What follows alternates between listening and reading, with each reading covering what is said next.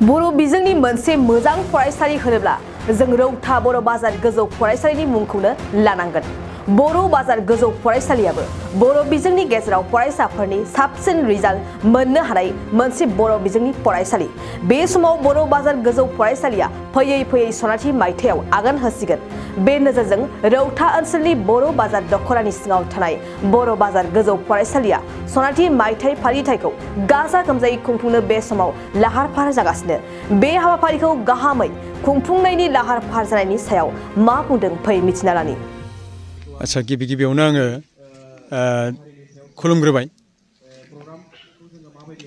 दिनै बर' बाजार गोजौ फरायसालिनि गाहाय फोरोंगिरि जानानै फैगासिनो थानाय 2023 मायथाइनि 1 आरो 2 अक्ट' 1 आरो 2 जानुवारियाव बर' बाजार गोजौ फरायसालिया प्रि गल्डेन जुबिलि खुंनायनि मोनसे लाहार फाहार खालामगासिनो दङ आरो बे हिसाबै दिनै लाइखुटाबो गायसनबाय आरो बे प्रि गल्डेन जुबिलि खुंनायनि गुबै थांखियानो जाबाय बर' बाजार गोजौ फरायसालिया 1977 मायथाइनि 1 जानुवारियाव गायसनजादोंमोन आरो फैयै फैयै जोंहा 2023 मायथाइनि 1 जानुवारियाव प्राय 45 बोसोर जागोन आरो 5 बोसोरनि उनावहायनो जोंहा 50 बोसोर कमप्लिट जाहैगोन।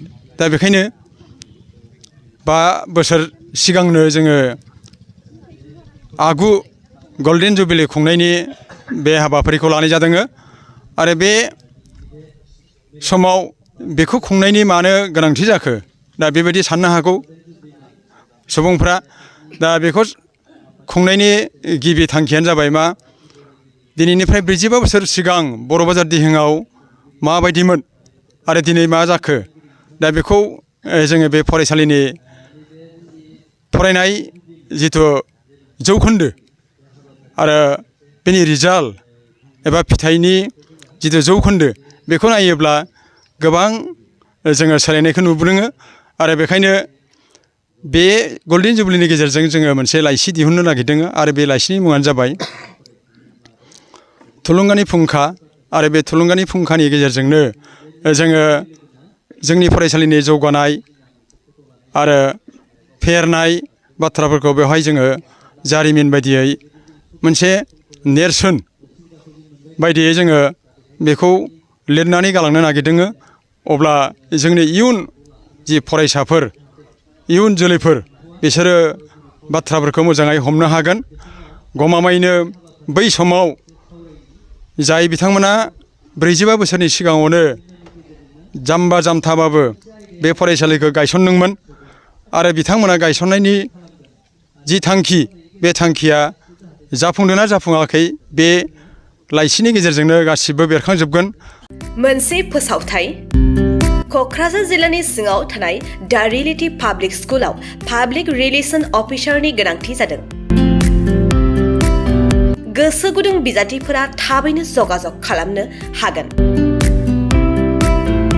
पाब्लिक रिलेशन अफिसारनि थाखाय बिजाथिया इंराजि आयदायाव MA खालामनाय जानांगोन नङाब्ला मास कमिउनिकेशन एन्ड जार्नालिज्म आयदायाव MA खालामनाय जानांगोन।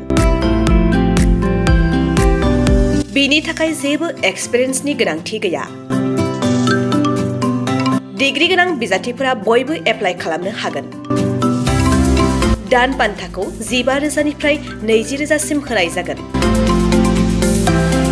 गोसो गुदुं बिजाथिफोरा reality.publicschool@gmail.com आव मेसेज हरनो हागोन नङाब्ला 9435293000 जानबुं अनजिमायाव जगाजग खालामहरनो हागोन।